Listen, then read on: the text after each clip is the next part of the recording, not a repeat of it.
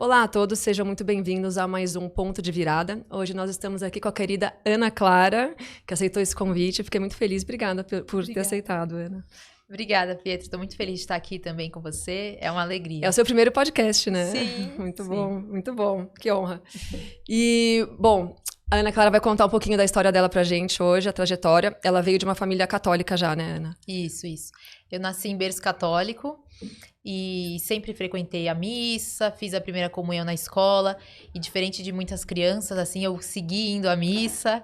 Eu recebi uma formação muito boa em alguns encontros de famílias também. Que Você tinha irmãos? Você tem irmãos? Tenho 2 irmãs mais novas, então eu era mais velha. E um momento, assim, de dificuldade, assim, que eu vivi na minha infância, que eu perdi meu pai, bem nova. Eu tinha 11 anos, ele faleceu de câncer.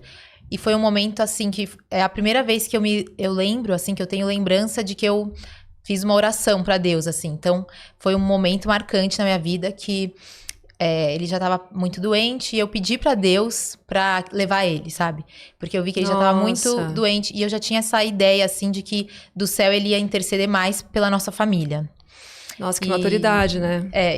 Eu tinha 11 anos. E aí, enfim, como a minha mãe ficou viúva, desde nova eu me senti um pouco na responsabilidade, como era a irmã mais velha, de zelar, assim, cuidar pelas minhas irmãs, tanto na parte espiritual quanto nas outras necessidades que elas precisavam. E, enfim, aí eu ingressei eu estudava no colégio católico, depois eu estudei num colégio secular. E assim, hoje em dia eu não gosto nem de lembrar, assim, porque realmente... É muito bom conversar com um católico, né? Assim, é um colégio secular. E devia ser um tradicional pra época, né? Assim, exato. Assim, uma das escolas mais caras de São Paulo, eu estudei lá. Sim, imagino. E, enfim, e lá eu tive contato, assim, com a mentalidade bem mundana mesmo, que você não estava acostumada. Que eu não estava acostumada. E qual era o colégio católico que você estudava antes? Eu estudei no Catamarã. Ah, legal. Estava no Catamarã. E eu tinha minhas amigas lá. Então, as minhas amigas de hoje são as amigas da velha guarda, do começo. Bom, enfim, daí nesse novo colégio, eu acabei sendo levada, assim, por muitas ideias. Por quê? Porque eu tinha as práticas de piedade, enfim, né, de católica, mas faltava pra mim muito fundamentos racionais, assim, de por que eu acreditava naquilo. E aí, sem perceber... Isso com 11 anos, quando você foi pra essa escola secular? Não, eu fui no ensino, mais ou menos no ensino médio, Tá. nessa escola secular. E aí, no ensino médio, nessa parte da adolescência, né, eu acho que a menina é muito levada pela moda, pelo que estão usando e tal. É até muito engraçado. Eu lembro uma discussão que eu tive com a minha mãe, porque todas as meninas da minha sala teve essa moda da calça diesel, você lembra? Nossa, lembro demais. E aí, eu lembro que eu falei pra minha mãe, todo mundo tem calça diesel, menos eu. Você não é todo mundo, né? Ela falou, você não é todo mundo. Não, e assim, eu olho e falo, meu Deus, o que eu tinha na cabeça? Nossa. Mas claro, naquele meio, você se sentia inferior, de certa forma. Aquela cabeça aburguesada total, né? Como o Guilherme usa essa expressão, acho ótimo. Total. E, enfim, só pra mostrar esse contexto, assim, bem materialista. E foi a época também que você começou a contestar a sua fé, a religião, né? Porque a gente também, nessas escolas seculares, a gente é treinado a ser questionador, né? A ser independente. A maior virtude é ter espírito crítico, não é? Nossa, que horrível. Olha, a primeira aula de filosofia, você tem que questionar. O importante é questionar. E aí, enfim, e nisso eu, sem perceber, de novo, né, repito isso, sem perceber, fui sendo levada por algumas ideias ruins, enfim, e que, no fundo, tirava a minha personalidade, né, eu virava mais uma pessoa. Isso daí eu acho que é bem importante, assim, que eu senti na época. E, bom, enfim, e aí eu cheguei em um momento que eu parei de ir à missa aos domingos. Então... E se eu ia, assim, porque a família ia, eu ficava do lado de fora. Eu lembro que eu não tinha nem... Nossa, revoltos total, assim. E a tua mãe nessa? Não, ela sempre me explicava muito, ela ia muito com carinho, sabe? Ela nunca brigou com você por isso? Ao mesmo tempo, eu já era um pouco mais velha, né? Eu tinha o quê? 15, 16. E assim, eu tentava ser discreta nisso, sabe? Então... às vezes ela passava despercebido, entendeu? Essa questão de reverência, assim, passava despercebido. E eu queria que fosse assim. Até era mais rebelde, né, você? Eu ficava mais na minha. Mas, enfim, e aí chegou um momento, assim, que eu pensei, bom, mas quem sou eu, né? Eu comecei a um pouco me questionar. E eu vi que algumas coisas, algumas pessoas ao meu redor, algumas coisas que eu botava a minha esperança, começaram a decepcionar. Então, você vê que alguns ídolos que você tem começam a não ser suficientes. E aí eu pensei, bom, então, se eu falo... Quando me perguntam, o que você acredita? Eu falo que eu sou católica... Por que eu acredito nisso? E aí eu comecei a querer estudar. Então eu fui pegar uns livros que eu tinha em casa. Enfim, naquela época não tinha internet assim, do jeito que tem hoje. Mas eu tinha alguns livros. E uma amiga minha ia numas palestras de formação naquela época. Eu comecei a ir com ela. E aí eu falei, bom, então eu tenho que ver se tudo isso é verdade. E aí tudo começou a fazer sentido. Eu sempre enxerguei a fé católica como um sistema, sabe? Em que tudo é costurado e tudo tem uma perfeita harmonia. Sim. Então, quando você vê, a igreja fala isso, mas isso tem todo sentido. Tem todo sentido quando você olha com um olhar macro, né? E muitas vezes tem essa imagem, assim, que você olha... Quando você tá muito próximo de um quadro, você só vê borrões, né? E você tem que dar uns passos atrás para conseguir enxergar o conjunto. E na fé eu percebi isso. Eu tive que dar uns passos para trás para enxergar o que era realmente o sentido da minha vida, da minha existência. Por que eu estava onde eu estava, enfim. E aí eu entrei na faculdade de Direito da PUC. E é muito engraçado. Eu me lembro, assim, o primeiro ano, eu não tinha muita ideia, assim. Eu já estudava as questões católicas, tá? De doutrina, tudo. Isso eu já tinha mais claro. Mas questões políticas, enfim, esquerda, direita, pra mim não era tão familiar. E aí, eu não conseguia enxergar muito o que tinha por trás daquilo, assim, da ideologia que os professores pregavam, enfim. E aí eu entrei num grupo de estudos, que era um grupo de estudos políticos, né? Que o Guilherme Freire, que é meu marido, ele encabeçava esse grupo. E aí nossa, descortinou. Você assim, fazia direito, né? Direito, E o Guilherme fazia... Ele fazia direito também. Direito.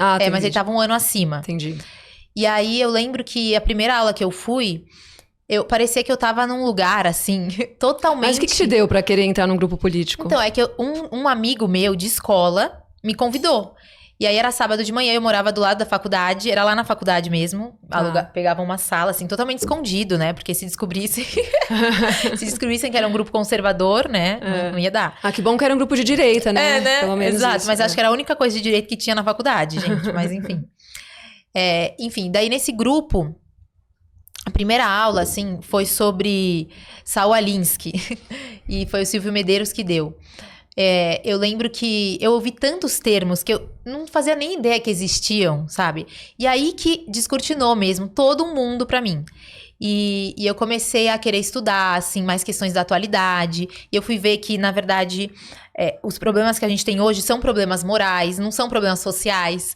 E, enfim, aí eu lembro de conversar com o Guilherme, era muito engraçado, eu lembrando dessas conversas. Aí eu falava assim, mas o Estado que tem que dar hospitais. E eu falava assim. Você falava muito bom. Eu falava muito.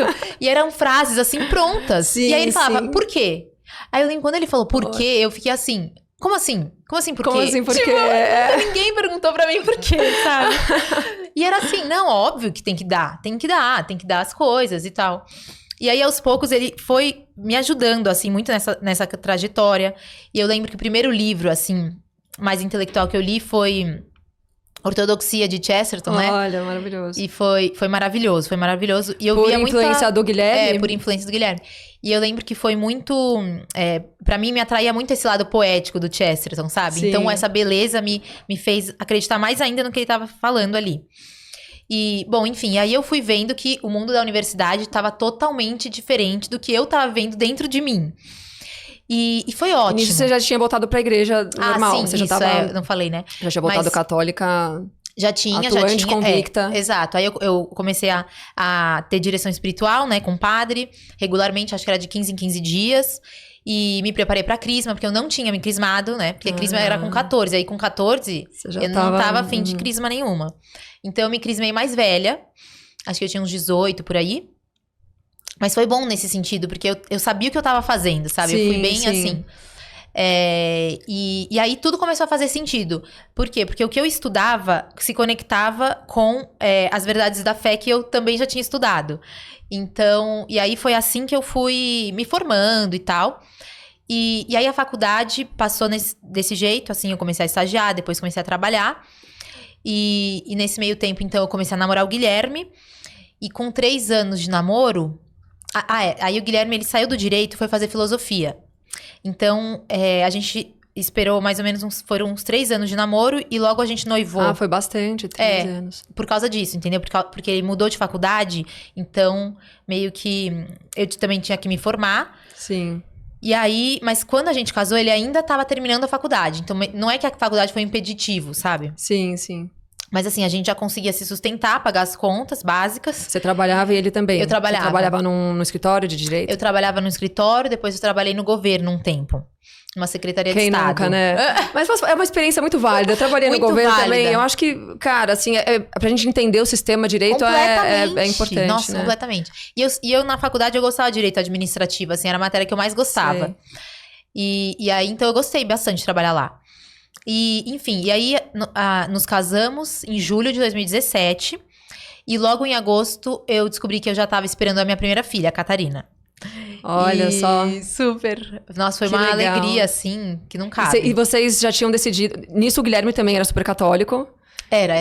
E Quando aí... eu conheci, ele já era bem católico, sim. Porque ele já tava bem... Ele já tinha passado por aquele tempo de conversão, que foi, inclusive, na PUC também, né? Na faculdade. Entendi. E aí, quando ele já tinha um grupo de estudos, já tava super convicto. E além desse grupo de estudos, eu esqueci de mencionar, a gente também tinha um grupo pró-vida. Então, eram jovens, chamava Juventude pela Vida.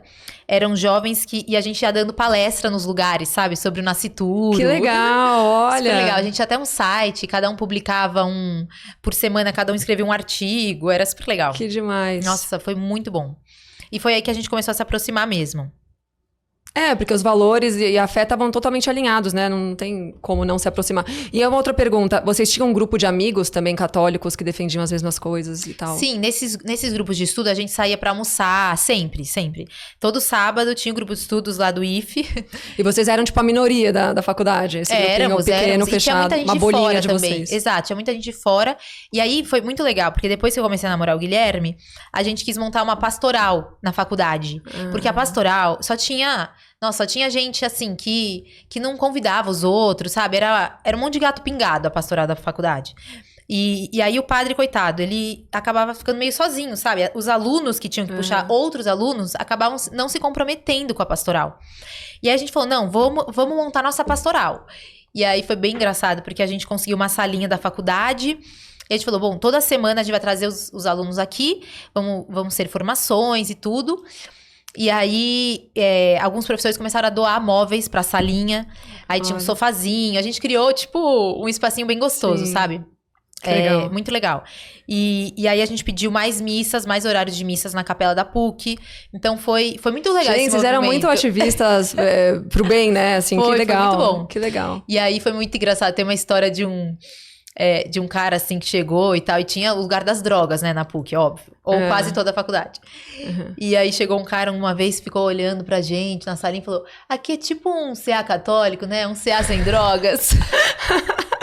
A gente mais ou menos isso. Mas seja bem-vindo. O centro de acolhida. Bom. Nossa.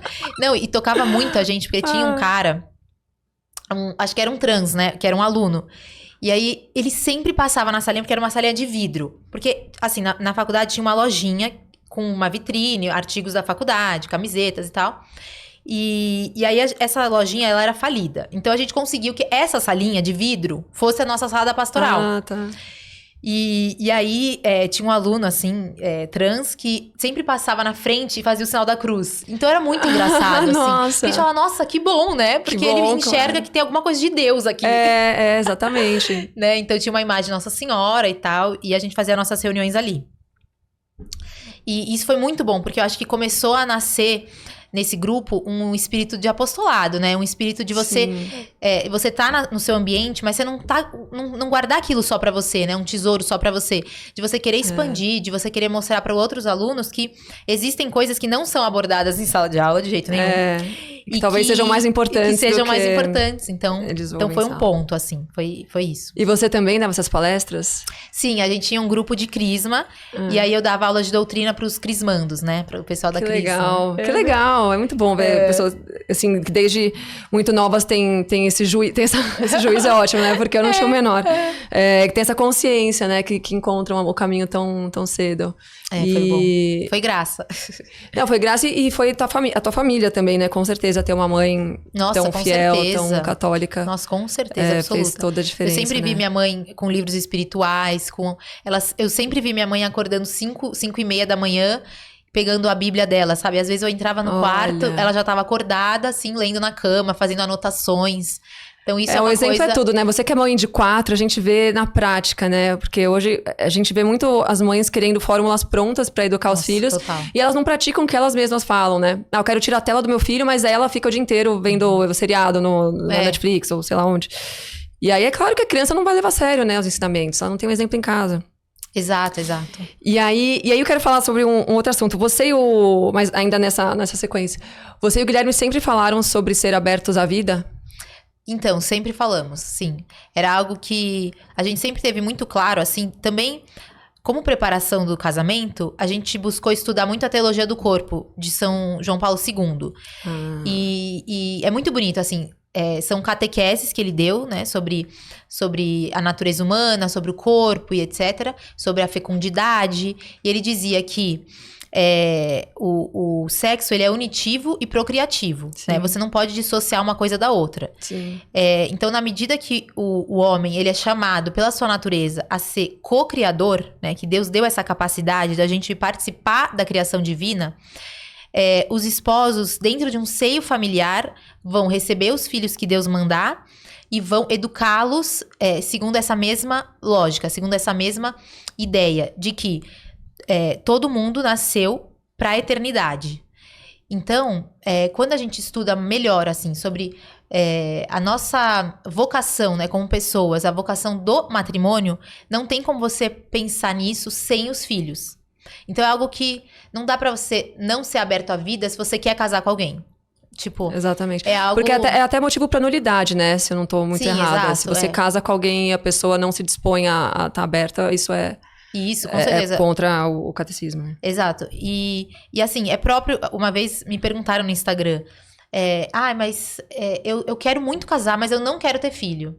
E aí eu respondi assim, olha, se você ama, quando você ama de verdade alguém, quando você ama verdadeiramente, você pensa nessa pessoa como o seu passado, o seu presente e o seu futuro. E aí, essa ideia de que você quer o amor, ele sempre quer se multiplicar. Quando você vê um casal muito fechado neles mesmos, só quero ver meu seriadinho junto, só quero passar o final de semana juntinho, só quero viajar junto, só quero... Isso daí já demonstra alguma coisa que não tá em ordem. Não tá em ordem. Por quê? Você quer sempre compartilhar. Então, um casal que se ama muito, ele sente a necessidade de se expandir. É como se quisesse sair pra fora do coração, sabe? Que lindo isso. Nossa, vários cortes. São os filhos, realmente são os filhos que são esse fruto de um amor. Então, quando você é aberto à vida, é legal pensar assim, por exemplo, um contraceptivo, qualquer fórmula, né, qualquer modo que você impede a fecundação, na verdade você tá dando um obstáculo para esse amor. É como se você falasse assim, eu te amo, mas nem tanto, entendeu? Então é algo que você... Bom, quando você tá aberto, significa que você vai olhar o futuro com aquela pessoa. Então, o futuro... você vê, então, que o ato sexual, ele tem uma função social. Ele tem uma função de que você, sendo aberta para o que Deus quer que gere aquele ato, significa que você vai estar aberto a todo um plano social. E aí, se você pensar... Você cortar uma vida... Isso é de arrepiar, tá? Mas assim, você cortar uma vida, você corta uma genealogia. Então, você corta a vida daquela criança e a vida que aquela criança pode ter no futuro. Nossa, então, é muito grave, sabe? É uma coisa... se você parar pra pensar, assim, é uma irresponsabilidade sem tamanho. E você não sabe o que aquela criança poderia fazer pelo mundo, o que a criança daquela criança poderia fazer, e aí você cortou. Simplesmente você tornou estéril. E é muito grave, assim. Então, não é que... Não, olha, eu não tô preparada pra isso. Primeiro... Eu e o Gui, a gente sempre brincou, né? Porque a gente descobriu a Catarina E as nossas condições financeiras não eram boas, tá? Antes que alguém fale, vocês, né, tinham pra vocês é fácil, né? Tipo, que não mais eram fala? boas, as nossas contas eram cravadas. A gente não tinha plano de saúde. Então eu fui pro SUS pra ter a Catarina, pra ter o pré-natal, eu fui pro SUS. Não tínhamos plano de saúde. Olha só. E aí, isso foi em 2017. E aí, assim, impressionante como foram vindo as coisas, sabe? Sim. E Deus assim, honra, né? Porque também a abertura à vida é uma prova da nossa fé em Deus, Total, né? De que Ele vai prover, de que Ele vai mandar o que a gente tá totalmente dependente dele, né? Completamente. E assim, a gente brincava, né? Tem gente que fala, não tô preparado pra ter filho. Mas você pode se preparar por 9 meses. Exatamente. Vai procurar um trabalho melhor, vai se engrandecer. A natureza, Deus é muito sábio. Então ele sabe que a mulher não pode simplesmente vai lá, tem um bebê. Ela tem que preparar, ela quer preparar o ninho, ela quer se formar, ela quer preparar aquela alma que tá chegando, aquela vida. Então ela tem 9 meses. Poxa, Deus te deu 9 meses pra isso. Exatamente. Não é de uma hora pra outra. Perfeito. E os outros filhos também, né? Tem gente que fala, nossa, eu não dou conta de 6. Calma, você vai dar conta de 1. Aí depois vai vir o segundo, você vai dar conta do segundo. Você vai dando conta do terceiro. E à medida que vai aumentando, você também se força a se superar completamente. Então, no começo, assim, eu vi que no começo... Isso, né, que também você fala muito, assim, sobre essa influência feminista. Eu me lembro, pra pessoal saber que eu era totalmente, assim, normal. Não tinha nada de especial como uma dona de casa. Eu casei e eu lembro que eu fui ver um tutorial no YouTube de como lavar roupa na máquina. Olha Eu nunca tinha lavado uma roupa na máquina. Porque hoje a gente não é ensinada a isso, né? Mesmo a tua mãe super católica, muito bem intencionada e tal, não se atenta, porque acho que as nossas mães... A tua mãe deve ser mais nova que a minha, mas ela acho que é boomer. É boomer. Essa geração boomer quase mais... boomer, quase. É depois do boomer ainda, a tua. A minha que é boomer, então. Então, imagina, minha mãe já me falava... frases totalmente feministas, né? Que a gente vê hoje. Mas também não tinha internet, não tinha tanta consciência fora do meio católico, talvez, Sim. né? E assim, a minha mãe, eu lembro que ela me puxava pra aprender a pregar um botão. Ela me chamava pra essas coisas. Então ela falava, olha, filha, você vai estender as roupas. Eu tinha encargos em casa. Mas entendi. não era algo que eu queria aprender, sabe? Sim. Então, assim, um dia eu já esquecia. Então ela até chegava a falar, olha, filha, lava desse jeito o prato pra preservar mais. Ela sempre me educou nisso. Nos detalhes da casa, mas eu realmente achava que isso era inútil. Então eu não colocava meu coração nessas coisas, sabe? Sim. E aí depois, com o casamento, eu pensei, bom, então agora eu que sou a responsável, né? Você recebe esse chamado no sentido de que te cabe aquela tarefa. Você não vai chamar alguém pra fazer por você. Né? Exatamente. E é naquela pequena coisa, é bonito que o cuidado do lar, ele é um exercício muito de humildade. Porque você fala, nossa, eu vou fazer isso? Eu vou tirar o lixo? Eu vou esfregar uma meia? Eu vou fazer isso? Então, quanto mais você vê que você, no fundo, tá sendo soberba. No fundo, você acha que essa tarefa é menos importante do que você tá dando uma aula, enfim. Exatamente. E é bonito, assim, só contar uma história... que São José Maria Escrivá, ele deu uma homilia bem bonita, né? Que chama Amar o Mundo Apaixonadamente, quando ele inaugurou a Universidade de Navarra, né? Na Espanha, que é uma das maiores universidades do mundo. E ele diz no discurso dele assim, se me perguntarem se o catedrático da Universidade de Navarra, ele é mais importante do que a funcionária que limpa os banheiros, eu vou dizer, depende. Porque quem que tá colocando mais amor naquela tarefa? Às vezes, você tá colocando amor, muito amor e muita dedicação e profissionalismo, que é algo que é bem importante, assim, não é você só fazer pra estar limpo. Você quer fazer com amor e pra ficar o mais limpo possível. Eficiência e profissionalismo nas tarefas do lar. Aí sim você vai estar santificando mais. Então, é uma chave de que, isso que você comentou, às vezes a gente olha o mundo do sucesso, o mundo do que aparece, o mundo das redes sociais, mas quem tá santificando mais é quem tá fazendo aquilo com maior amor. Porque o chamado você cumpre pela excelência da tua incumbência, né? Não pela importância que o mundo dá a ela. Exatamente. Né? Então as pessoas tendem a associar pessoas de muito sucesso, alto né, escalão. mundano, de alto, né? Ou sucesso financeiro, ou sucesso midiático, elas tendem a associar isso a, tipo, essa pessoa então tá cumprindo o chamado dela. Né? Ou tá realizada. Não, muito pelo contrário. Muitas vezes as mães que ninguém vê, né, em casa, as donas de casa, estão cumprindo com muito mais excelência o seu chamado. Exato, e eu pensando aqui, as grandes figuras, elas vieram de onde, né? Elas vieram de algum lugar. Então, foi alguém que, dia após dia, ano após ano, estava se dedicando à educação. E não só a educação que você fala, eu tô educando muito bem meu filho, eu pago uma escola cara, exatamente. E ele vai estudar e tá ótimo. Ele vai pra Disney nas férias. A gente ouve muito isso, né, Pietra? Eu quero dar a educação que eu nunca tive, vou pagar uma escola cara. Tem pensamento mais aburguesado? Não, vou dar tudo pro meu filho, porque vou dar tudo que eu não tive. Tudo que eu não tive. E aí... o trabalho pensamento... do lar mesmo, o trabalho silencioso da educação nas virtudes, ele é esquecido. Totalmente. Não se fala mais de virtudes. A minha conversão ao catolicismo é recente, né? Eu nunca tinha ouvido falar sobre virtudes. Mesmo na minha época de protestante e tal, assim, eu ouvia falar, mas muito por cima, né? Agora, o estudo sobre virtudes, falar sobre São Tomás, filósofos clássicos, enfim... e dentro da igreja a gente encontra tudo isso, né? Mas também é muito nichado mesmo entre os católicos, né? E eu acho muito bonitinho que às vezes você posta tuas filhas. Você tem a Catarina de 4. 5, ela tem igual a minha. A outra tem 3. O Tomás tem 1,5, mais ou menos. E o Miguel tem 5 meses. E é muito bonitinho, porque... com a idade que as nossas filhas têm, a tua mais velha, elas já começam a querer participar das atividades da casa. Aliás, desde mais cedo. A minha filha, acho que desde os 3 anos, ela já me via e elas querem imitar, elas querem participar. E hoje a gente tem muito essa cultura das mães, falando, cozinha não é lugar de criança, isso não é coisa pra criança. Nossa, não, e é muito importante você... abuso do... Como fala? Trabalho infantil. Cara, eu vejo como é importante a gente chamar os nossos filhos a participar da ordem da casa, né? Dos atributos e tal, do lar. E acho muito bonitinho que às vezes você posta, né? Tipo, tem uma lavando a louça, a outra ajudando a cortar os legumes pro almoço. E é muito legal, porque as pessoas também têm essa impressão de que quanto mais filho você tem, mais trabalho você tem. Não, pelo contrário, em alguns...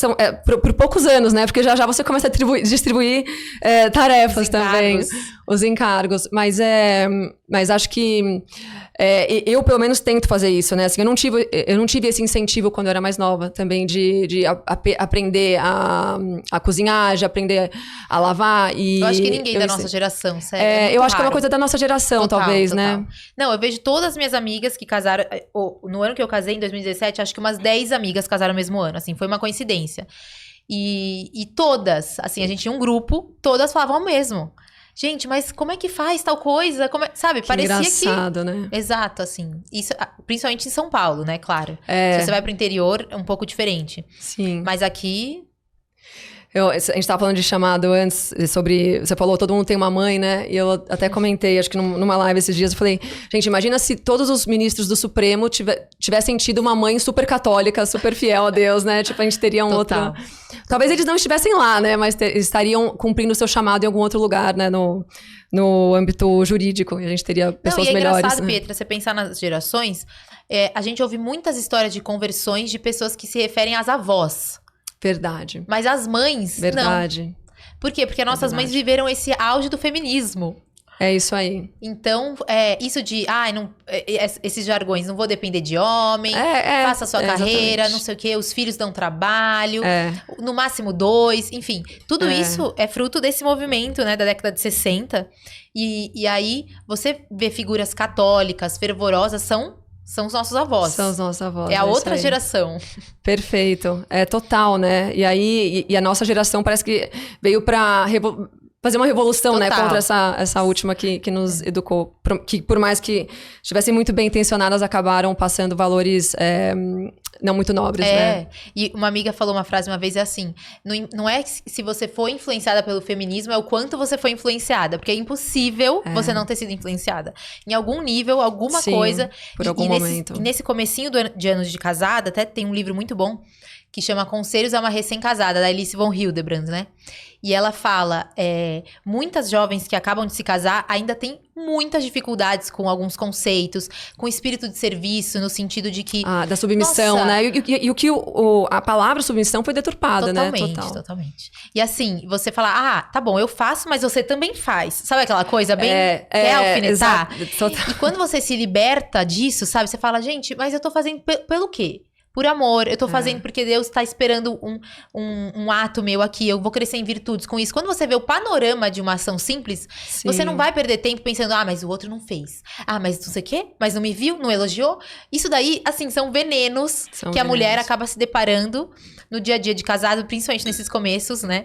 E precisa se libertar, tipo. Esses dias me mandaram um vídeo no Instagram que era uma reportagem sobre divórcios, né? Daí tinha uma mulher com o marido do lado, assim, não sei se é no cartório, enfim, pra assinar o divórcio. E ela tava explicando por que ela tinha pedido o divórcio, né? Ela falou, não, eu fico em casa, tal, meu marido precisava do uniforme limpo pra trabalhar no dia seguinte e eu tinha esquecido de lavar e ele veio me cobrar. E eu falei, não. Quase meia-noite ele veio me cobrar o uniforme limpo. Eu falei, não, vai você lavar.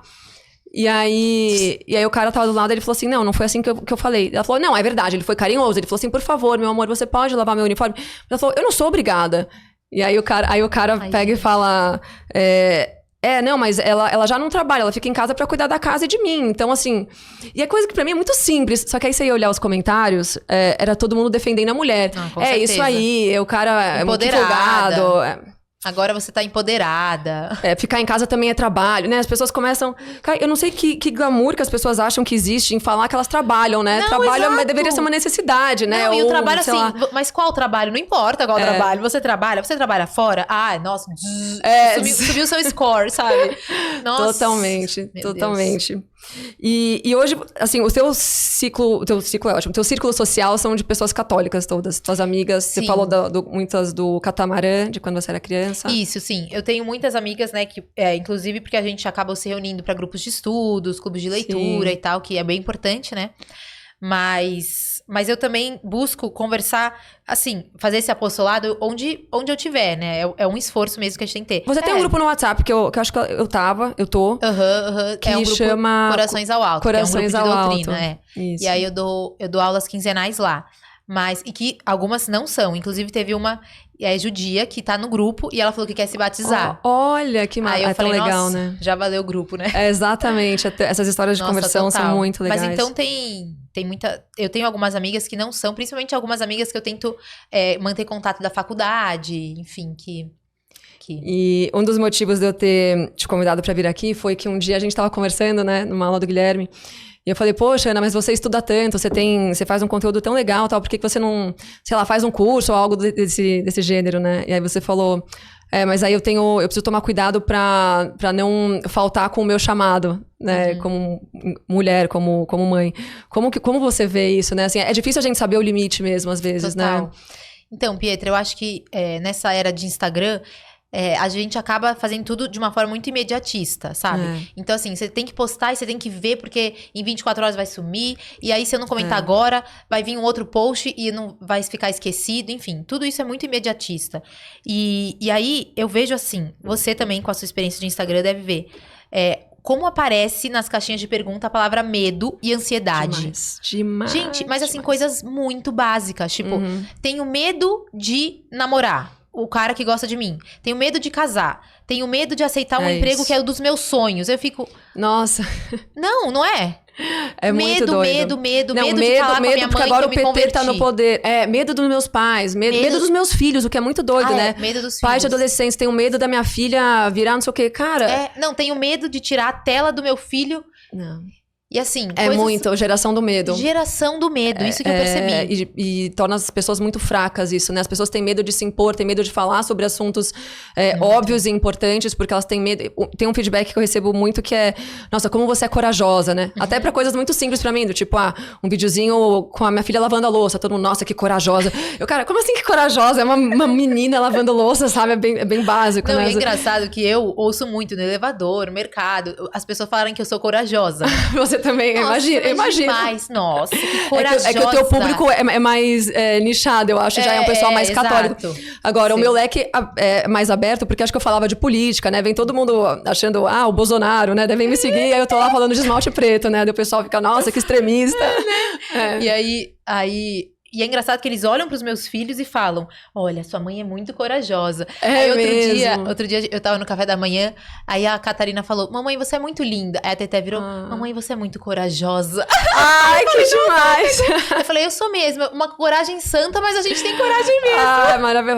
A virtude da fortaleza, minhas Exato. filhas. É muito bom. Precisa ter coragem mesmo pra... E essa coisa de coragem, seguir o chamado, né? que é claramente uma consequência, é uma virtude, né, a coragem, né, dentro da fortaleza, mas existe também um cuidado, né, na hora de educar meninas, porque existe a fortaleza hoje do mundo, que é você ser questionadora, né, que a gente tá falando, você questionar, você enfrentar o sistema da igreja, é você questionar coisas que você não deveria, sistema. né, exato. E você ser forte para enfrentar coisas que você não deveria enfrentar, né, que são sublimes, são divinas, e zero de coragem para falar sobre coisas, né, elevadas também. Então, eu tenho falado sobre isso também, sobre como às vezes a falta de coragem tem deixado as meninas meio histéricas, né? Porque pela falta de força, elas se tornam fracas e, consequentemente, histéricas. Uhum. Então, ao mesmo tempo que elas têm coragem pra sair de cropped ou de, sei lá, de topless pra se manifestar, tudo é um mimimi, tudo é uma fraqueza mental, né? Uma fraqueza intelectual e espiritual, né, das mulheres. E aí elas acabam culpando o resto, né? Ah, não, mas você falou desse jeito comigo. Mas o homem, não sei o quê, o homem é violento, o homem é autoritário. E aí tudo, né? Ah, meus pais estão me mandando trabalhar. Ai, que absurdo. As tuas filhas, elas já questionam alguma coisa desse tipo? Não, porque elas estudam num colégio bem católico, né? Tem isso também. Mas eu acho que, em certa medida, crianças no geral, assim, acabam questionando, assim. Mas porque falta virtude, né? Então, pra você adquirir uma virtude, você precisa do hábito. Então, assim, vamos rezar o terço.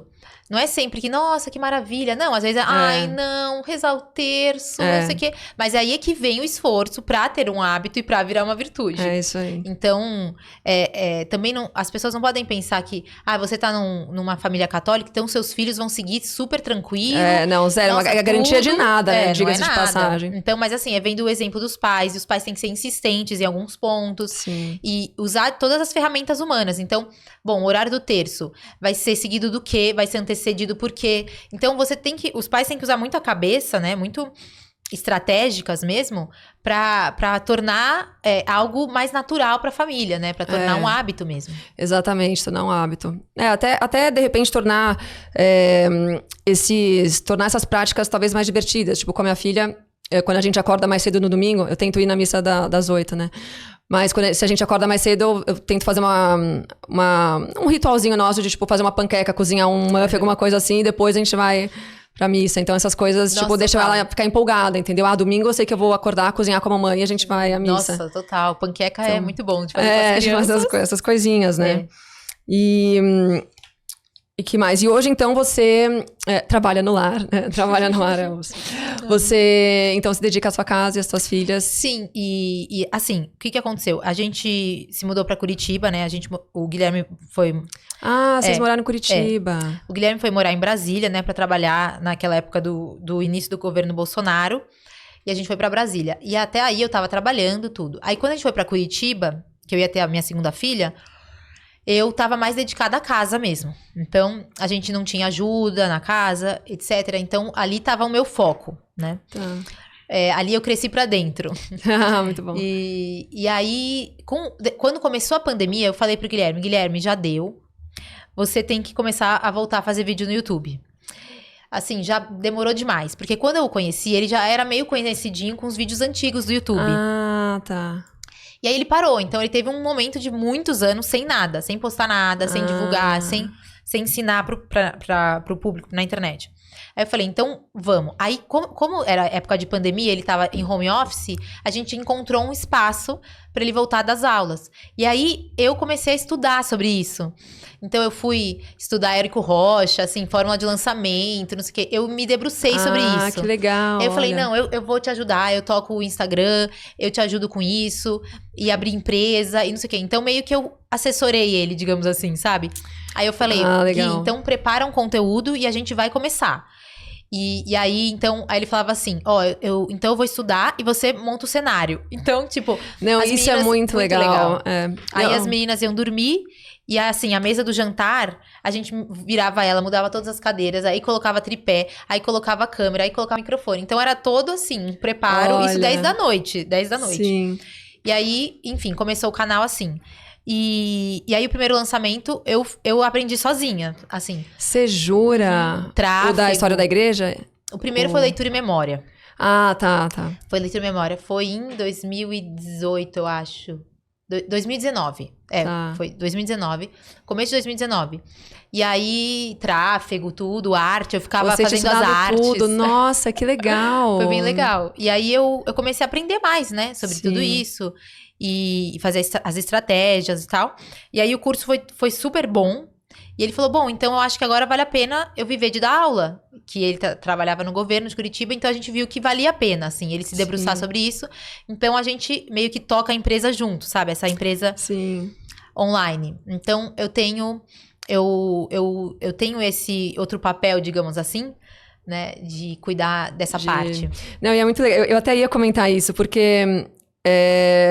E você coloca... E é o toque feminino que faz toda a diferença, né? Esses cuidados, um olhar feminino, né? Tipo, quando a gente começou o grupo do Sal da Terra, que você entregou uns docinhos numa caixinha e um caderno, ele é lindo, escrito com o nome do grupo, né? Com uma caneta. Então, tipo, claramente não tinha sido o Guilherme, né? Que tinha ido atrás de um docinho pros alunos. Então, assim... Mas você vê esse tipo de cuidado que, assim, é muito legal, né? Quando você tem uma esposa que também é um suporte profissional pro marido, né? Não, e eu vejo muitas mulheres, assim, às vezes tem vontade de empreender e tal, mas voltamos, assim, o meu chamado mesmo não seria eu criar um produto, eu criar alguma coisa, mas é isso, assim, tá atenta, sabe? Tá do lado e ajudar o meu marido nisso. Então, às vezes tem mulheres que podem ser também uma âncora, sabe? Alguma forma do marido se destacar de alguma forma, em um meio. E também é um chamado, também seria um chamado. Mas é isso. Não, muito legal. E aí, o que você falaria, assim, pra... Você deve receber esse tipo de pergunta também, né? Como encontrar o meu chamado, né? Tenho medo de não estar cumprindo o meu chamado, né? Estou ansiosa para descobrir o meu chamado. Isso. Eu acho assim, eu pensei em alguns exemplos, sabe, Pietra? Eu pensei um pouco na história de Joana d'Arc, né? Então, Joana d'Arc tem uma história fantástica, porque ela era campesina, né? Ela era camponesa. E ela era muito jovem, ela tinha 14 anos, né? Na época que ela recebeu um chamado do anjo dizendo que ela tinha que ir pra guerra, tinha que comandar exércitos e batalhas, etc, para salvar a França. E isso, é claro, assim, foi um chamado muito patente, assim, que ela deveria responder esse chamado. E no momento, ela titubeou, então ela ficou com receio de aceitar, porque, nossa, mas como eu vou usar armadura, eu trabalho no campo, eu faço as coisas do lar com a minha mãe. E muita gente se engana porque falam assim, não, ela só recebeu um dom divino. Então, tudo que para ela poder tá na frente das batalhas, para ela ser tão forte, isso é tudo dom divino. Claro, mas o dom divino se sustentou nas virtudes que ela já tinha. Exatamente. Então, pouca gente sabe que ela se mortificava. Nos dons dela, né? Exato. Então, tem uma história, por exemplo, quando ela era muito nova, ela doou a cama dela pros pobres e ela dormia no chão. Ela se mortificava, porque ela era de família católica, isso eu não sei. Sim. A mãe dela ela já tinha uma católica. vida... entendi, uma vida na igreja. Ela era analfabeta, né? Então, ela não teve o conhecimento das letras, mas ela era muito formada na fé. Então, ela fazia mortificações, ela sempre dava comida dela pros pobres. Então, nisso, ela já estava sendo forjada para uma missão futura. Então, algo que ela já tinha, que era as circunstâncias dela, porque ela vinha de uma família pobre. Era uma circunstância de que ela precisava ser uma pessoa mais sacrificada de pronto, né? Sim. Digamos assim, viver contrariedades. E além disso, ela dava muito valor para as coisas do lar, da fé. E isso tornou ela muito feminina também. Porque tem isso de Santa Joana d'Arc, que é uma heroína feminista. Virou uma heroína feminista, de doer, né? E ela, sendo que Joana d'Arc, ela pedia pra usar saias nos momentos que ela não estava em guerra. Porque ela morre, né, de vestido branco. Então ela queria muito ser feminina, ela defendia a modéstia, tudo. A castidade demais. E uma das primeiras coisas que ela fez quando ela assumiu o exército, ela quis instituir a prática da Santa Missa e da confissão para os soldados. Então foi algo uma das que primeiras lindo. coisas que ela fez. Porque ela sabia que nada você vai conquistar sem estar preparado espiritualmente, sabe? Sem ter esse fortalecimento interior. Sim. Isso que vai dar um fortalecimento exterior também. Exatamente. Então, enfim, então ela cumpre um chamado que é muito específico, né? Sim. Então tem gente que fala, nossa, mas quando que vai chegar a voz do céu me falando qual é o meu chamado? Né? Não vai acontecer, provavelmente, como o Joana d'Arc, que realmente apareceu no céu. Exatamente. Mas vai provavelmente aparecer dentro da sua circunstância. E um indício do que é o seu chamado é algo que você, num primeiro momento, não quer abraçar. Então, é algo que não vai porque as te trazer pessoas conforto. confundem, né? Assim, eu adoro, sei lá, eu adoro assistir, sei lá, dá um exemplo de filme de policial. Eu quero ser policial porque eu adoro assistir filme de sei lá o quê, sabe? Exato, Tem muito isso. Tem muito isso. As pessoas acham que gosto, né, gosto que vai chamado. influenciar. Né? E não, na verdade, assim, você tem uma circunstância, você tem os teus talentos, e como tudo na vida, deve ser algo racional, sabe? Você pensar, ponderar. Bom, dentro da minha circunstância, o que eu sou boa, e sempre se colocar em oração, sabe? Já que a gente tá realmente falando sobre isso, esse lado espiritual. Deus me criou pra algo. E até tem um filme, você já assistiu Felicidade Não Se Compra? Não Aquele vi, filme. não Nossa, vi. é maravilhoso. Então, no Felicidade Não Se Compra, o protagonista, George Bailey, ele tem uma família e ele sempre sonhou em viajar. Desde antes do casamento. Só que tudo que acontecia, tudo que caía no colo dele de responsabilidades, de deveres, o pai dele falece, ele tem que assumir a empresa do pai, o impedem de realizar esse sonho de viajar. E aí chega um momento que ele se vê completamente depressivo, porque ele nunca conseguiu realizar os próprios sonhos, mas ele é uma pessoa super influente na cidade, ele ajudou a construir hospitais e várias outras coisas. E aí uma hora ele passa por um momento que ele se joga da ponte, ele quer tirar a própria vida.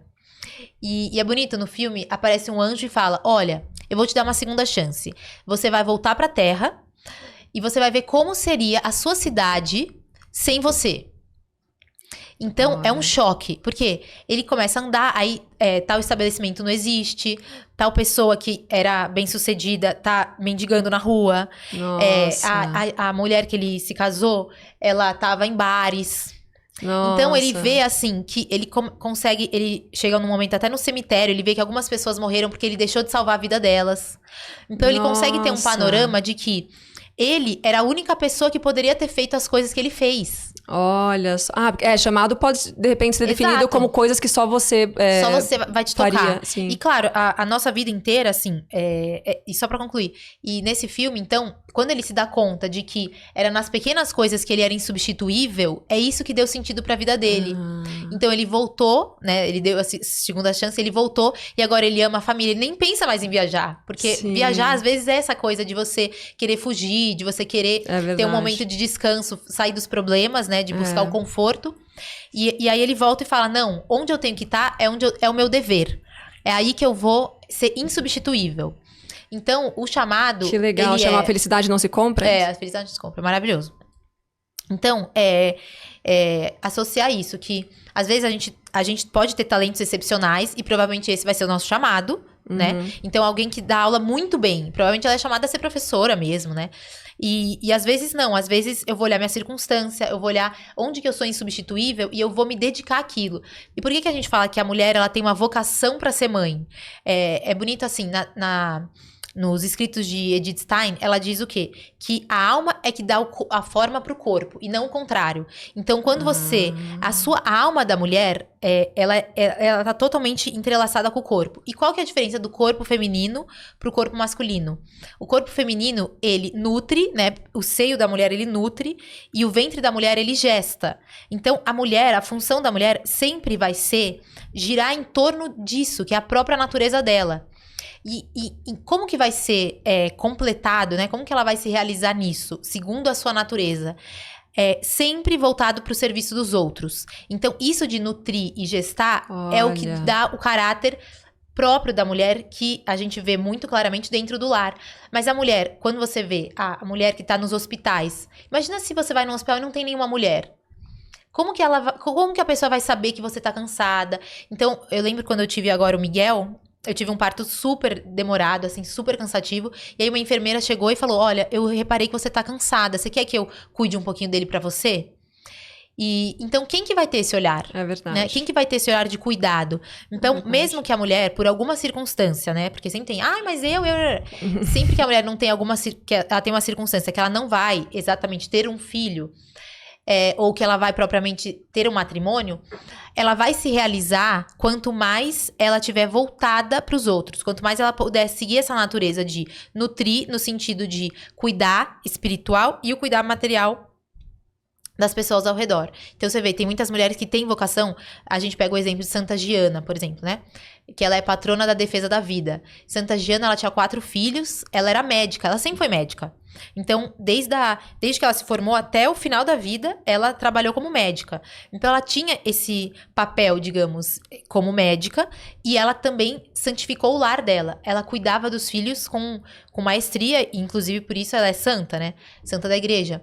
E ela, enfim, descobriu um câncer, e os médicos falaram que ela devia abortar para poder fazer o tratamento do câncer, e ela disse que não iria abortar. E a filha dela, a última, nasceu e ela faleceu depois de um mês.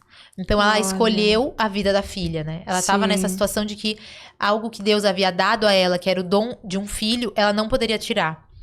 E foi lindo, porque diante desse testemunho, quantas pessoas são impactadas por isso, né? Nossa, eu não conhecia essa história. Santa Giana. Que linda. Ela, inclusive, muitas mulheres que não conseguem engravidar, enfim, temas relacionados à família, muita gente recorre a Santa Giana. E ela é do século passado, então é muito próximo, né, a nós. E então ela encarou esse chamado, primeiro, esse chamado do matrimônio. Ela viu que Deus a queria na sua profissão como médica também, na medida em que isso não conflitava, obviamente, com a vocação principal dela de esposa e mãe. E então ela conseguindo, é aquilo que a gente fala sempre, que a nossa vida sempre tem que ser pautada por uma hierarquia.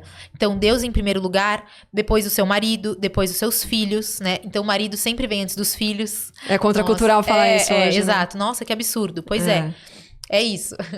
E depois dos filhos, você tem as suas funções do trabalho, você tem as funções com seus amigos, o social, o lazer. Mas assim, o lazer vem lá no final. Você tem outras atribuições primeiro que você deve cumprir para dar uma ordem para sua vida. Então não é a lei do gosto, né? E eu acho que hoje, isso que você falou, né? Que a gente vê muitas mulheres histéricas. Eu relaciono muito isso à moda do Netflix. Por quê? Porque eu acho que o Netflix virou quase que um templo moderno. Sim. Então, você trabalha, mas tudo bem. Porque à noite, você vai no Netflix. Então, você faz algumas coisas, você tem que aturar o seu chefe, mas tudo bem. Porque à noite, você vai colocar o sofá retrátil, entendeu? Vai pedir um iFood e você vai maratonar a sua série. Então, tá tudo bem, porque você vai ter o seu confortinho no final do dia. Isso virou um templo. E aí, por que existem tantas pessoas, a gente vê muitas mulheres histéricas, assim. Primeiro porque elas não estão cumprindo o seu dever. Porque você fala, não, eu cumpro o meu dever, eu trabalho. Mas você tá colocando o que nesse trabalho? Você tá colocando só, é mais uma obrigação. Você paga pra pagar conta. Exato, é só pra pagar minhas contas. Porque daí você não tá progredindo em nada, você não tá amadurecendo em nada. Você vai ser sempre raiva, sobrevivendo, né? Só sobrevivendo. Aí toca o alarme, nossa, mais um dia, que droga, não sei o quê. Isso aí. Como você vai encarar o seu dia? Então, colocando esse senso de dever, esse senso de que eu sou chamada nesse ambiente que eu tô. Então, você trabalha no escritório de advocacia. Eu tenho que aturar tal pessoa, tem não sei o quê, tem não sei o quê. E, tem as pautas, não sei o quê. E aqui eu tenho que me preocupar. Mas você, naquele lugar, às vezes você que vai influenciar a pessoa que tá do seu lado, o seu colega. Às vezes você vai influenciar a cultura inteira de uma empresa. Às vezes você vai influenciar o mercado financeiro do Brasil. E você não sabe. Por quê? Porque você não tá atenta ao seu chamado. Você não tá atenta ao que você deve estar fazendo. Você vai estar atenta... Você tá preocupada com o fim financeiro, né? Com o fim financeiro. Com, que bom, caiu o salário, vou poder ir no shopping. Caiu o salário, eu vou fazer tal viagem. E é incrível isso. Eu converso com pessoas que estão no meio de trabalho. É impressionante. A pessoa vive 1 ano pra planejar a viagem. Aí chega da viagem, planeja a próxima viagem. E aí, a próxima viagem. E tem que sempre ser uma viagem melhor. Sim, E será que você não tá realmente buscando uma viagem? Será que você não tá fugindo do que você tem que fazer onde você tá? Então, eu acho que isso, assim... Às vezes você tem um talento, assim... Santa Giana tinha um talento pra exercer a medicina, que ficou muito claro, assim, pelos frutos que você vê desse talento, né? Exatamente. Desse cuidado. E você tem, às vezes, o seu chamado não vai ser tão claro. Então, você vê algumas figuras, algumas mães de família, Santa Zélia, né, mãe de Santa Terezinha. O chamado dela era cuidar das filhas dela. E ela cuidou tão bem que as filhas foram santas. Então, ela deu à luz e ela Olha. cuidou de uma das 4 doutoras da igreja. Então, poucas pessoas sabem disso, mas tem 4 doutoras da igreja. É Santa Que é Hildegarda. Santa Hildegarda, Santa Teresa de Ávila, Santa Catarina e Santa Terezinha. Ah, não sabia. Que legal. Então, até a Edith Stein, né, que eu falei, ela é bem provável que uma hora ela vai virar doutora da igreja também, pelo conhecimento teológico, tudo. Sim, ela era uma intelectual, né? É, super intelectual. E ela... Então, Santa Terezinha, que revolucionou a espiritualidade, assim, por todos os séculos, né? Sim. Ela mudou, assim, a visão de que pela pequena via você chega a Deus e pode mudar o mundo, assim, né? Pelos seus sacrifícios, pela entrega. E, enfim, e teve até uma história bonita de Santa Terezinha, só pra contextualizar, assim, que ela, no momento que ela tava doente, ela viu que ela era impotente de lutar, assim, de mudar o meio político que ela tava inserida. E aí ela diz assim, bom, aqui eu tô doente, eu tô numa cama, eu preciso cumprir o meu chamado aqui dessa cama. Então, como que eu vou fazer isso? E aí ela rezava tanto, ela se oferecia tanto, que ela começou a ter revelações de que muitas pessoas estavam se convertendo. Muitas pessoas estavam sendo condenadas por ideologias, no momento derradeiro, lembravam de Cristo, faziam o sinal da cruz. Então, tem um episódio que ela lê no jornal, né, que um homem, ele ia ser condenado em praça pública, né, a forca. Eu acho que era forca ou guilhotina. E aí ela sente tanta misericórdia daquela alma que ia se condenar, porque ele era um bandido, enfim, uma pessoa procurada, né, publicamente, que ela passa a noite em oração. E ela se sacrifica muito, passa em jejum e etc. E no dia seguinte, sai uma manchete de que antes dele ser morto, ele fez o sinal da cruz. Então, por conta de tudo isso, sabe? Por conta de que dentro de onde ela não tava brilhando por aí, ela não tava fazendo coisas extraordinárias no sentido de que brilhavam mesmo, de que tinham glória terrena, mas ela, por meio da oração e correspondendo ao chamado que ela tinha, que era enfrentar uma doença santamente, ela mudou as pessoas, ela mudou o meio que ela tava. Sim. Então, assim, você olha para uma mãe de família, primeiro que é muito claro, assim, você construir um lar pensando que aquelas crianças vão receber aquele cuidado, mas ainda que você não tenha crianças, né? Porque tem gente que fala, não, eu não tenho filhos, mas você tem o seu esposo e cuidando bem de um lar, independentemente de para quem seja, você vai responder o seu chamado quanto mais amor você colocar naquelas pequenas tarefas. Sim. Bom, você falou que não queria dar aula, já tem uma masterclass aqui sobre chamado, né? Muito bom, muito bom. Nossa, muita coisa legal. Você, sobre o começo do que você estava falando, né? Você começou falando, acho que com a Santa Joana d'Arc, sobre como ela já se mortificava, como ela já buscava a santidade, né? E o chamado tem isso também, assim, como você disse, para algumas pessoas ele parece que apareceu de um dia pra noite, mas as pessoas se preparam pra isso, né? Afinal, como a gente estava falando antes da gente começar a gravar, né? Todos somos chamados a ter uma vida santa. E, com certeza, quanto mais próximo a gente está de Deus, quanto mais próximo de uma vida espiritual mesmo, né? A gente tá mais nítido, né? Mais óbvio fica o nosso chamado. E foi muito legal que você falou de dar os seus pulinhos, né? Eu costumo falar isso também. Tem até você pega várias passagens da Bíblia, né? Mas assim, tem até... Jesus poderia... Ele era Jesus, né? Ele poderia tranquilamente colocar uma mesa ali do nada e fazer um banquete com quantos mil peixes ele quisesse, quantos mil pães. Pô. Mas ele falou, não, me dê alguns pães e me dê alguns peixes. Ou seja, me dê um pouquinho do que vocês... Me dê o que você pode dar e eu venho com milagre. Total. Né? Então... Que bonito. É legal essa passagem, eu gosto muito. Exatamente, a gente colocar o esforço e contar com a graça, né? Que tem aquela frase, a gente dá o nosso máximo. Trabalhar como se tudo dependesse de você e rezar como se tudo dependesse de Deus. Perfeito, ótimo. É bem muito isso, legal. Assim. Muito legal. Nossa, você falou tanta coisa. E eu gosto muito do exemplo do Santa Joana d'Arc, porque às vezes eu recebo essas perguntas como você, né? Eu tenho 28 anos e tenho medo de me casar, ou de, sei lá. Aí você fala assim, bom, tá bom, só te contar uma coisa, né? Tipo, vários mártires da igreja, tipo, Joana d'Arc com 16 anos já tava indo pra... Ela morreu com quantos anos? 18, 16? Eu acho que foi, mais ou menos isso, não lembro exato agora. Mas assim, bom, só te contar, né? Joana d'Arc já tinha liderado o exército, já tinha feito tal, já tava indo pra fogueira, com muito menos idade do que você, né? Exato, nossa. Nada como exemplo dos santos e dos mártires, né? Pra fazer o pessoal cair na real. E, nossa, você falou muita coisa legal, tô até pensando aqui qual gancho eu puxo, né? Sobre a história da viagem. Interessante você ter tocado isso, né? A viagem virou, tanto Netflix quanto essa cultura da viagem, a viagem virou também uma questão de status, né? Hoje com as mídias, todo mundo quer mostrar que pode viajar da melhor forma, para os melhores lugares, para os lugares mais caros. E então, às vezes a gente até vê uma pessoa sinalizando uma falsa virtude, do tipo, não ligo para coisas materiais, mas faz questão de gastar tudo que tem com viagens, né? Porque isso, além de ser uma fuga, é uma forma dela demonstrar status. E é claro que a gente pode adquirir grandes conhecimentos através de viagens, né? Mas isso hoje... O sentido de se fazer viagem se perdeu hoje, né? Se perdeu totalmente. Ou a pessoa quer ir pra balada... Assim, eu tive a oportunidade de passar a Semana Santa em 2019, em 2018, em Roma, né? E aí eu vi, o Museu do Vaticano é um lugar que dá vontade de você ficar 5 dias lá dentro. Mas, assim, a quantidade de gente que simplesmente tira foto e vai, tira foto e vai, tira foto e vai. E assim, você sabe onde você tá? Dá vontade de perguntar. Assim, você sabe de onde veio todo esse tesouro? Sim. Então, muitas vezes você... vou pra Roma. Mas estuda sobre Roma, sabe? Sabe o que tá acontecendo lá? Você pode se inspirar, né? Por todos aqueles santos, todos os mártires também que derramaram sangue lá. E também pela unidade da igreja, né? Rezar por isso. Enfim, toda a riqueza arquitetônica... muitas vezes passa despercebido. Por quê? Porque virou um status. Virou, olha, muito legal... muito legal ir no Museu do Vaticano, mas eu quero depois ir pro restaurante tal, Estrela Michelin, isso aí. Isso que vai valer minha viagem, né? Isso então, aí.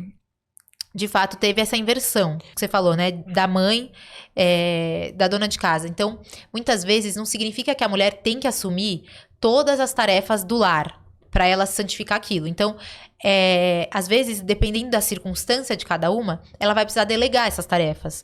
Então, contratar uma ajuda e delegar o delegável, né? Então, não delegar a educação dos filhos, o cuidado do marido, enfim. Isso, né? Pensar o cardápio da família, nesses aspectos que a mãe que vai ter o papel fundamental, né? Que vai liderar. E eu tive um exemplo na minha família muito, muito bonito, que é a dona Ruth. Ela é esposa do Dr. Ives Gandra. Que eles são meus tios, né? Sim. Eu não sei. Tanto que o neto deles, o Guilherme, faz karatê comigo. É verdade. Muito querido. Então, assim, eu queria trazer um pouco o exemplo da dona Ruth. Porque a dona Ruth, a gente fala assim, que ela que foi muito formando quem é o Dr. Ives, né? E ela faleceu há 3 anos de Covid, né? Ela faleceu. E aí, eu depois da morte dela, eu comecei a reunir alguns relatos da vida dela. Por quê? Porque ela sempre foi uma mulher exemplar. Então, todos os eventos de família, a gente chegava... Não, só pra contar um pouco, desculpa. A dona Ruth, então, como esposa do Dr. Ives, ela sempre encabeçou, ela sempre liderou o lar dela.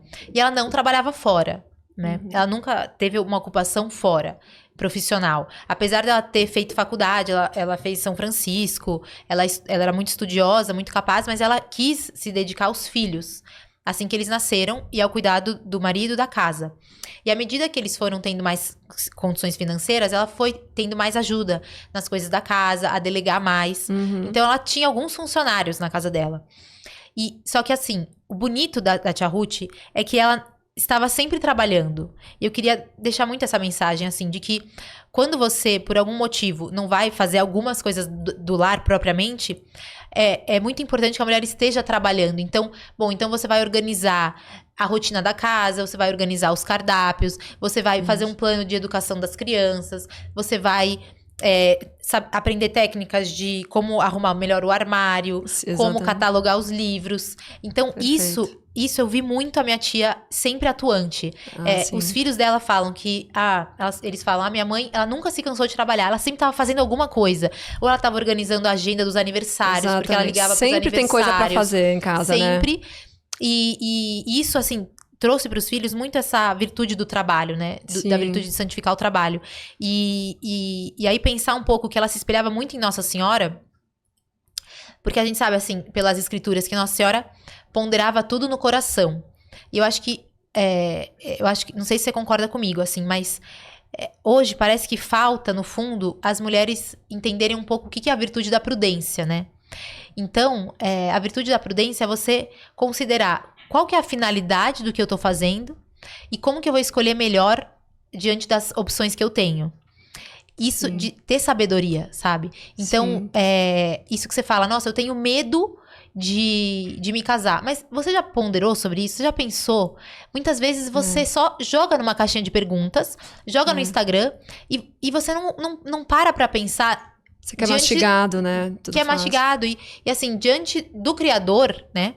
Você já parou pra meditar, assim, fazer seus minutos de oração, pensando de quem é o maior conselheiro? Mas não, você vai buscar conselho pra quem não tem o estado pra te dar conselho. Então, eu agradeço muito, assim, grande parte do que eu sou, eu recebi conselhos na direção espiritual. Então, eu queria muito, assim, que as pessoas pudessem recorrer aos sacerdotes, que eles têm uma graça de estado pra te dar conselhos, né? E não assim, eu vou seguir o que aquela influencer falou, eu vou seguir o que essa moda tá falando. Porque as pessoas querem um pacote do que elas devem seguir, elas querem tudo mastigado, né? Assim, eu vejo isso, inclusive em algumas pessoas que me seguem também, e aí eu tento levar isso, eu falei, bom, já que tem gente que tá prestando atenção no que eu tô falando, deixa eu esticar a corda um pouco, né? Que é algo que eu faço com maestria, né? Dar uma esticada na corda, mas... porque eu falo, tem coisas que precisam ser ditas e as pessoas têm medo, muitas vezes, de falar, né? Como a gente tava falando. E elas estão sendo... E tem muita gente muito grande, né, na mídia, levando elas pro lado errado, né? Encaminhando pro lado errado.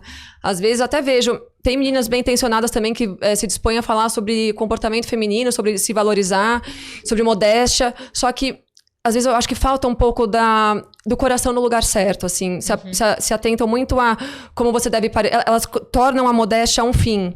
Né? E não um meio de santificar a tua imagem, ou não como uma consequência do seu caráter, do seu coração. E a modéstia tem isso, né? Porque se você ficar se preocupando com essas questões técnicas do vestiário, usar calça ou não e tal, e se você não tiver o coração no lugar certo, você vai virar uma prisão, né? Vai virar uma prisão, exatamente. Vira uma coisa legalista. Por isso que eu gosto de enxergar a nossa fé muito isso, assim, como um sistema. Porque quando você entender que a modéstia faz parte de um sistema, entende? Que você vai ter retidão de intenção, que você quer, na verdade, dar glória pela sua imagem. Quando você enxerga tudo isso, você é livre. Exatamente. E aí, Santo Agostinho tem aquela frase, né? Ama e faz o que queres. O que significa ama e faz o que queres? Quando você ama, quando você se entrega, quando você enxerga quem é Deus, o lugar de Deus na sua vida, você tem que ter liberdade, entendeu? No sentido de que, entendendo o que a Santa Mãe Igreja fala e nos ensina, e ter humildade pra entender sobre isso, claro, mas assim, não viver nessa prisão de, isso, os pontinhos minúsculos, e aí pra uma outra coisa grande você não se volta os seus olhares, não é? Você vê que às vezes é uma coisa... Enfim, eu acho que é um pouco disso, assim, de você...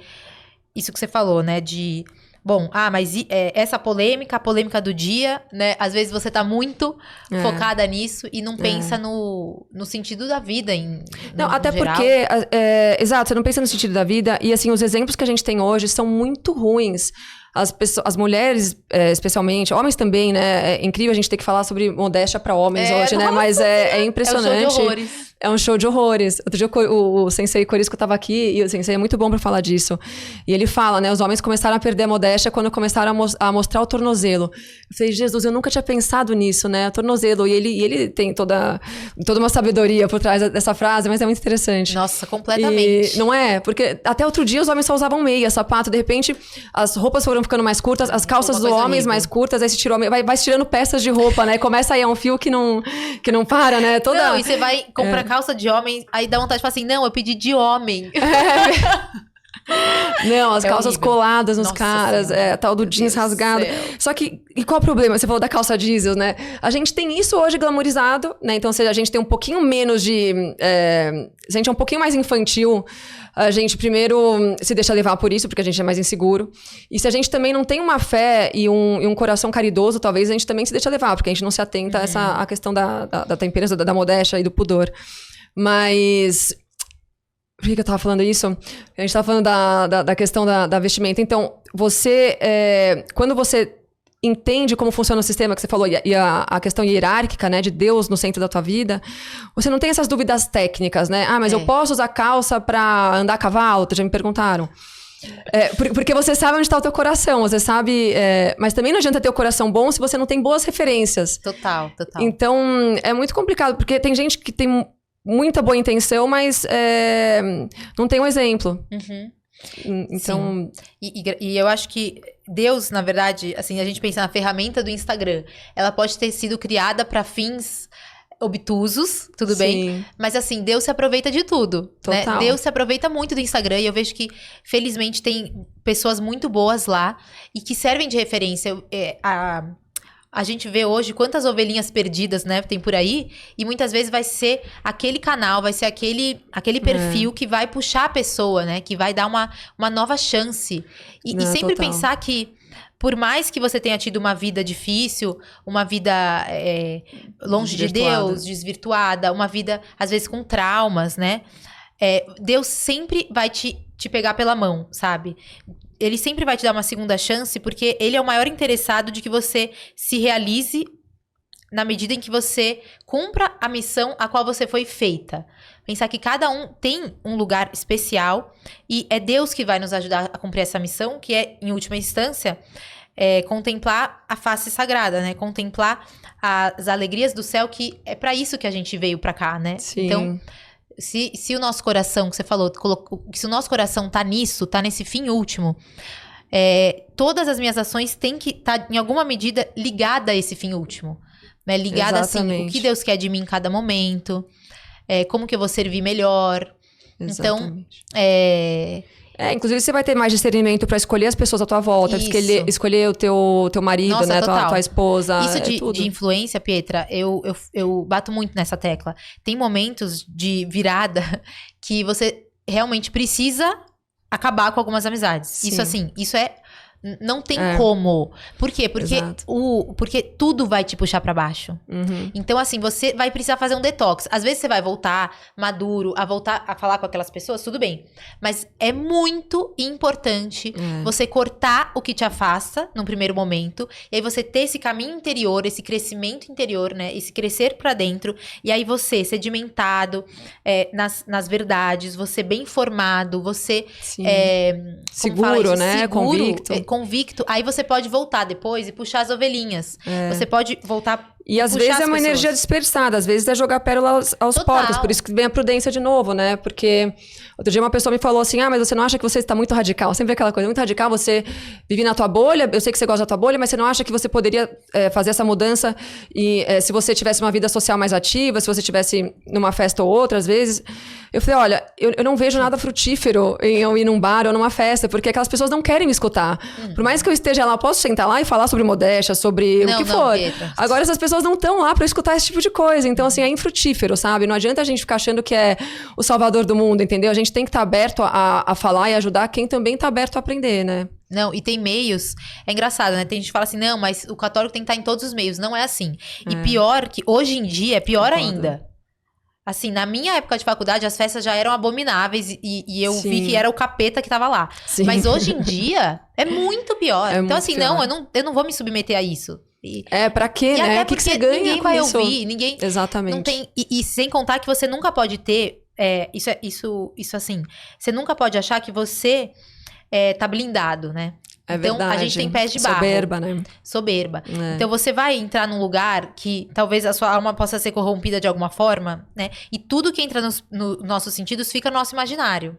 É verdade. A gente não pode também tentar. A gente não pode tentar a Deus achando que pode estar em qualquer lugar. Não é assim.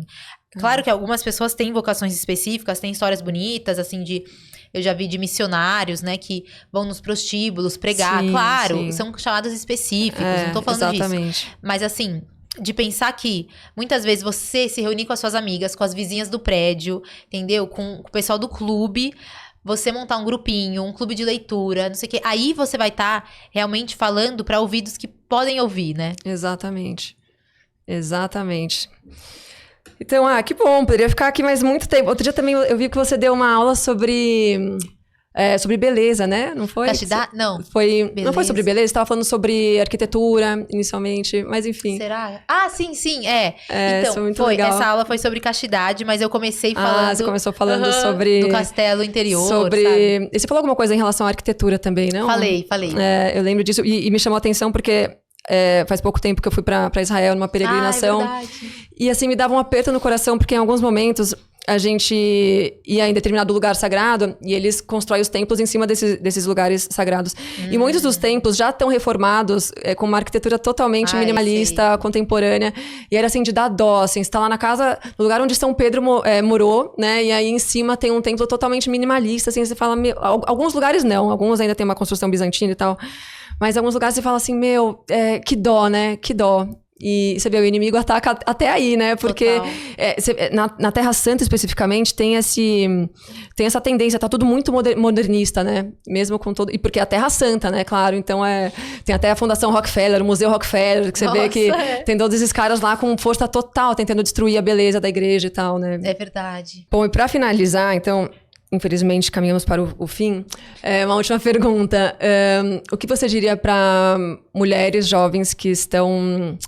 É que você já deu uma aula sobre o chamado, né? Mas o que você diria para meninas que talvez tenham medo... Sobre chamado não, fazer sobre medo.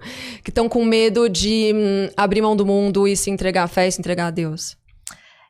Então, primeiro de tudo, assim, eu diria para elas que... às vezes, elas vão sentir um medo que é natural. Então, não se assustar com o sentimento. A nossa cultura é muito sentimentalista. Então, qualquer sentimento, a gente já... Ai, mas eu tô sentindo desejo por aquele homem. Tipo, tem muito isso. E você coloca o desejo, coloca o sentimento num pedestal. Então, saber que um primeiro momento de medo, talvez seja até um indício de que você vai amadurecer justamente por aquele caminho. Não faria sentido você falar em chamado se é uma coisa que, nossa, vai ser tão gostoso, vai ser tão confortável. Verdade. Eu vou num buffet de café da manhã e vou ficar 3 horas lá me esbaldando. Isso não é um indício de que você vai amadurecer naquilo. Então, uma mulher nova que fala, eu não quero me comprometer, ou então eu não quero ordenar minha vida, né? Que é algo que eu acho que você fala super bem, da mulher que conseguir colocar ordem nas coisas e estabelecer uma rotina de estudos, de exercício. Se ela já olha para aquilo e fala, nossa, mas é muito pra mim, começa no pequeno e fica constante naquilo. Então, por quê? Porque Deus já vai te mostrar os frutos. Verdade. Sabe? Tem gente que fala, eu vou entrar num túnel e aí eu vou aguentar até ver a luz no fim do túnel. Não é isso. Você vai fazer um pequeno propósito. Começar no pequeno. Um pequeno propósito. Bom, amanhã eu vou acordar 6:30 da manhã. Vamos supor. Pra muita gente isso já é muito cedo, né? Mas enfim. É verdade. Amanhã eu vou acordar 6:30 e vou ler 20 minutos de um livro. Sei lá, qualquer livro. Começa a ler. Então, você vai se vencer nisso por 1 semana, 2 semanas, você já vai estar fortalecida para ir para o próximo passo. Então, não pensar que você já vai ter que ganhar uma competição de corrida. Você vai treinar um pouco, você vai correr na quadra do seu bairro, depois você vai participar de uma corrida de 5 quilômetros, você não vai virar maratonista. Mas assim, faz um propósito pra sua vida. Você vai se sentir fortalecida, você vai ver que Deus vai te ajudar no momento que você acha que não vai mais ter forças. E aí, ele vai te mostrando. Bom, agora você não acha que poderia ler 15 minutos do Evangelho? Pra conhecer mais a minha vida, você vai tendo parece que você vai sendo impressionante, você vai sendo conduzido. Uma alma que tá aberta, uma alma que fala sim, vai sendo conduzida, sabe? A gente não pode achar que vai fazer tudo sozinho. E essa visão, né, que o feminismo prega, que a mulher, ela dá conta de tudo, que ela é empoderada, que não sei o quê. Na verdade, a gente vai se realizar mais quando a gente vai sendo dócil, sabe? A gente vai vendo o que eu posso fazer melhor em cada momento. Onde que tá... Uma característica muito feminina é você enxergar detalhes na sua volta, né? Todo mundo fala que a mulher enxerga os detalhes. Sim. Então, quando a gente tá com essa anteninha ligada, assim, de que eu tenho meu papel no mundo, eu vou começar a perceber várias coisas que, inclusive, vão me motivar nessa caminhada. E aí, em algum momento, aquilo vai começar a virar prazeroso. Mas se a gente não bota um empenho, e se não é difícil mesmo no começo, provavelmente não vai pra frente. Não vai. E aí depois a pessoa vem chorar as pitangas e falar, ai não, isso não é pra mim. Mas você botou um empenho, Porque à medida que você põe um pouco de empenho, Deus já vai dando tanta graça, É sabe? verdade, tem toda a razão. Então aí flui. E é o que você falou, em pouco tempo, flui, não tem jeito. O Guilherme sempre fala uma coisa que eu até plageio, assim, para as minhas alunas, que é a história das 3 horas, né? Se a pessoa consegue fazer 1 hora de exercício, 1 hora dedicada à fé e 1 hora dedicada à leitura, né? Estudos por dia, vocês não têm ideia do que isso faz na vida de uma pessoa, assim. Na minha vida foi uma coisa muito absurda, assim, a mudança até de valores, de direção, de tudo. Então, E que não é pouco. A gente fala 1 hora, mas no começo é muito 1 hora de cada coisa. Exato. Mas quando você consegue cumprir, assim, a mudança é rápida e é muito legal. E a gente sente que já tá mais forte, né? Parece que nem quando você treina muito um exercício na academia, você já vai vendo, nossa, parece que meu braço já tá ficando mais definido. Verdade. Você já vai vendo. Sim. Bom, o que me custava muito de acordar às 6h30, agora eu tô com vontade de acordar às 6 e tomar banho gelado. 5 a.m. team, né? Com banho gelado. Então, assim, é incrível. Engraçado. Você vai realmente sendo capacitada, né? É verdade. Ah, mas foi muito bom, Ana. Obrigada. Adorei que você veio. Obrigada de Nossa, coração. foi ótimo. Você conduz super bem. Não, e você, várias aulas, né? Em um podcast. Imagina. Obrigada por ter vindo. Obrigada, foi uma alegria. Ai, obrigada. E, bom, a gente vai ficando por aqui, pessoal. Beijos e até o próximo Ponto de Virada.